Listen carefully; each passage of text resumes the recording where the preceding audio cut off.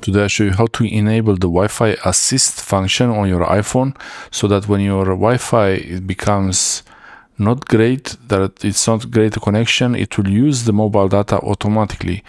This can happen without having to switch to full mobile data, only when the Wi-Fi needs a little bit of help from the mobile data from your cellular connection. And I show you now in the settings of your iPhone, go to the cellular settings. On the cellular settings page, make sure the cellular data is on, because you can't enable this feature if the cellular is disabled. I'll show you now. Scroll and keep scrolling until you see Wi-Fi assist. You see the option is not enabled because I don't have mobile data turned on. So I will show you now from here. I'll do it quickly. Enable mobile data.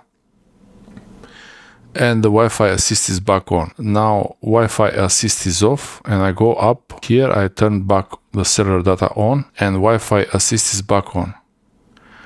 I can enable Wi-Fi assist. This will use the mobile data or your cellular data when the Wi-Fi is not a good connection, when it's not keeping up with your needs of your iPhone. And this makes sure that you always have connectivity through Wi-Fi and mobile data at the same time, that your Wi-Fi is connected to the internet.